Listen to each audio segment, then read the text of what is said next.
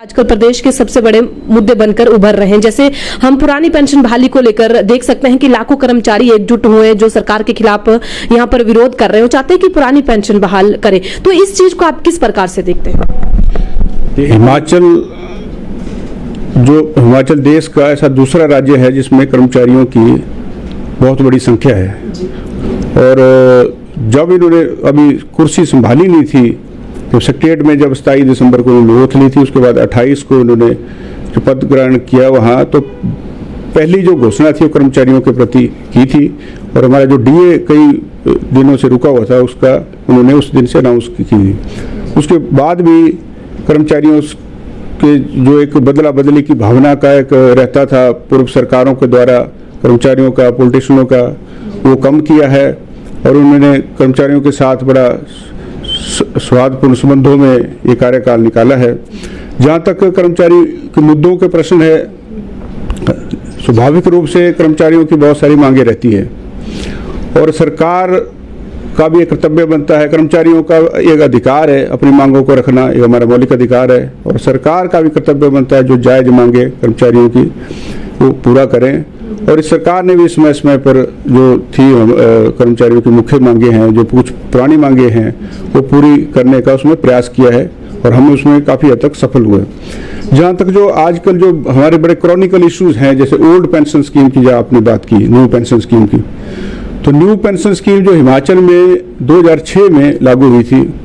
लेकिन दुर्भाग्य से जब इस पूरे देश में लागू किया गया तो हिमाचल ऐसा राज्य था जिसने इसको बैक डेट से लागू किया। और 2003 के बाद 15/5/2003 के बाद जो तत्कालीन सरकार थी उसने इसको लागू किया था। तो इसका मतलब ये हुआ जी दूसरे जो प्रदेश के कर्मचारी है वो 2004 से, कहीं को 2005 से न्यू पेंशन लागू हुई, लेकिन हम यहाँ रेट्रोस्पेक्टिवली बैक डेट से इसको लागू किया, जिससे हमारे जो 2003, 4, 5, 6 के जो कर्मचारी थे जो ओल्ड पेंशन के दायरे में थे उनको भी उसमें कन्वर्ट कर दिया। हम लगातार इस मांग को सरकार के समक्ष उठाते रहे। हमने जेसीसी की बैठक में इस मुद्दे को रखा था, प्रदेश के अधिकारियों के साथ बड़ी चर्चा हुई है, प्रदेश के माननीय मुख्यमंत्री के साथ इस पर विस्तार से चर्चा हुई है। और हमारे स्वाभाविक रूप से हिमाचल के जो सोर्स हैं, क्योंकि हम भी we are the part of this government, हमें इस सिस्टम का पता है क्योंकि हम सरकार के कर्मचारी हैं और भीतर जो सरकार के कितने साधन है, कितना व्यय है, उसकी से छिपा नहीं है। सरकार की भी कुछ मजबूरियां इसमें, सरकार के जो साधन है वो सीमित रहते हैं। और विशेषकर अब जो कोरोना का जो कार्यकाल रहा पिछले 2 वर्ष, उससे जो आर्थिकी थी पूरे देश की भी, पूरे प्रदेश की भी पूरी तरह चौपट हो चुकी थी। उसके बावजूद भी प्रदेश सरकार ने हर संभव प्रयास किया है। लेकिन जो पेंशन की बात है, जो नई पेंशन स्कीम को बहाल करने की बात है, इसमें जो केंद्र सरकार के साथ जो एक MOU साइन हुआ था उस वक्त, उसमें कुछ वाइंडिंग है। उसमें जो हमारा जो शेयर आज तक जो करोड़ों रुपए वहाँ इकट्ठा हुआ है, अब वो जो PFRDA में है, कुछ NSTM में है, उन्होंने कंपनी में लगाया, उसमें रिफंड का उसमें प्रावधान नहीं है। तो इस कारण प्रदेश सरकार के जो अधिकारियों के समक्ष, मुख्यमंत्री महोदय के समक्ष जो हमने बात की, तो उसमें ये चीजें आड़े आ रही है। तो हमने इसमें सुझाव दिया है, इसमें कुछ न कुछ इस प्रकार का रास्ता निकाला जाए, केंद्र सरकार से बात की जाए, ताकि कर्मचारियों को जब वो रिटायर होते हैं तो रिटायरमेंट के बाद उनको सोशल सिक्योरिटी एक हो सके, ताकि वो अपना जीवन यापन सेवानिवृत्ति के बाद अच्छे से कर सके। मुख्यमंत्री महोदय के समक्ष हमने जब JCC की हमारी बैठक हुई थी तो हमने सरकार को एक मांग पत्र दिया था और उसमें बड़ी विस्तार से चर्चा हुई सब मांगों के ऊपर। तो मुख्य रूप से जो इस कार्यकाल में लगभग सरकार ने 15,000 करोड़ के लाभ जो कर्मचारियों को और पेंशनरों को दिए हैं। हमें जो छठे वेतन का लाभ है वो भी इसी सरकार ने दिया है। उसके बाद जो पेंशन की आपने बात की, जो 2009 की नोटिफिकेशन जो केंद्र सरकार ने की थी, जिसमें प्रावधान था कि हमारे जो न्यू पेंशन स्कीम के तहत जो कर्मचारी साथी हैं जिनकी मृत्यु हो चुकी है उनको पेंशन का प्रावधान किया था। लेकिन दुर्भाग्य से 2009 के बाद जितनी बार सरकारें रही है उन्होंने इसको किसी को लागू नहीं किया। कांग्रेस के लोग आज कहते हैं कि हम पेंशन बहाल करेंगे, लेकिन मेरा उनसे भी प्रश्न है, जब सरकार ने बढ़ाया है और हमारे जो डेली वेजर है, पार्ट टाइमर है, उनकी एक वर्ष की जो रेगुलाइजेशन जो डेली वेज पीरियड है पार्ट टाइम पीरियड है उसको 1 वर्ष जॉब कम का किया है। जो रेगुलर का रहता है वो चाहते हैं कि 12 के बजाय 8 साल तक, जो 8 साल का हो, 8 साल के बाद उनको रेगुलर किया जाए, जिसे लेकर वो 1 तारीख से हड़ताल पर चले गए, शिमला जाकर वो हड़ताल पर बैठ गए। तो इस चीज को भी किस प्रकार से देखते हैं, क्योंकि हिमाचल प्रदेश जल रक्षक संघ की कुछ मांगे थी वो भी पूरी की है मुख्यमंत्री जयराम ठाकुर ने, लेकिन ये एक उनकी मुख्य मांग थी, उस पर अभी किस प्रकार से मुख्यमंत्री जो है विचार कर रहे होंगे, क्या कुछ हो सकता है आपके, क्या कुछ इसमें ओपिनियन? जल रक्षकों की जब नियुक्ति हुई थी, जब उनकी अपॉइंटमेंट हुई थी, तो उनके जो एडवर्टाइजमेंट में ये प्रावधान था कि इनको 12 वर्ष तक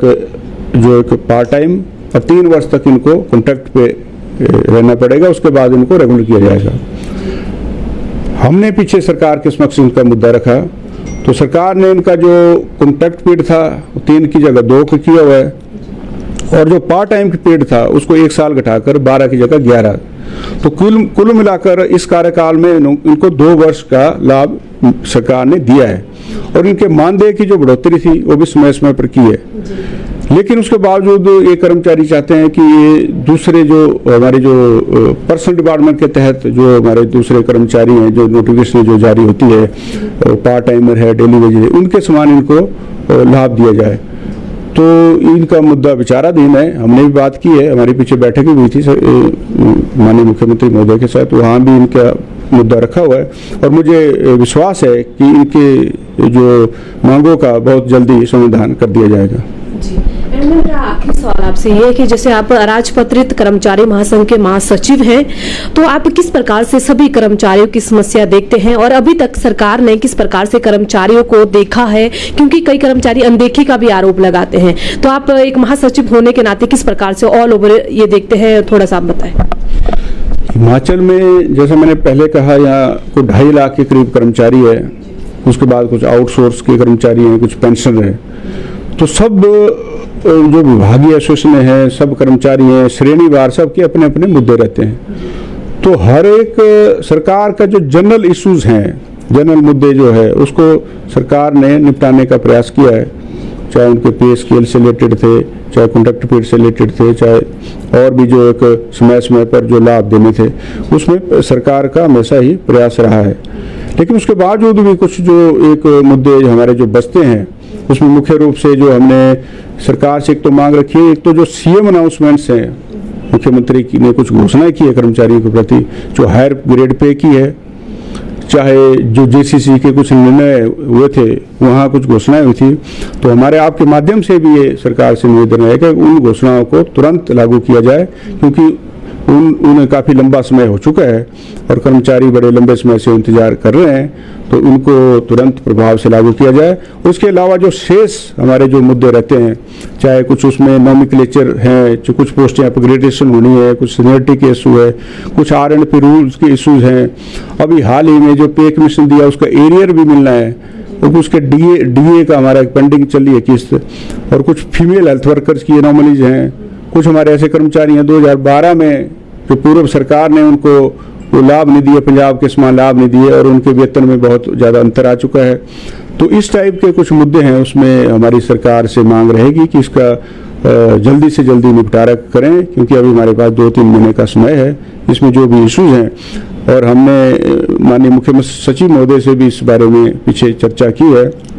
उनसे भी आग्रह किया जो फाइलों पे चल रहा है उनको जल्दी जल्दी निपटारा किया जाए। और जो जहाँ तक पे कमीशन का एरियर है, उस संबंध में मैं अभी 15 अगस्त हमारे लिए जो एक प्रदेश के लिए एक बड़ा शुभ दिन माना गया है, जिसमें पूर्व में भी कई प्रकार की घोषणाएं आम जनमानस के लिए और कर्मचारियों के लिए होती रही है। तो मेरा माननीय मुख्यमंत्री महोदय जी से अनुरोध है कि हमारा जो पे कमीशन का एरियर है, तो उसमें हमने ये मांग की है कि जो जिन कर्मचारियों का जो एरियर है उनका जो 50,000 तक बनता है, तो उनको एक मुश्त उनको एरियर दिया जाए, और 50 से 1 लाख या उससे ज़्यादा है तो उसकी किस्तें 1, 2, 3, 4 और मैक्सिमम 4 किस्तों में इस एरियर को दिया जाए, ताकि कर्मचारियों को वेतन आयोग का जो लाभ है इस सरकार के कार्यकाल में ही मिल सके।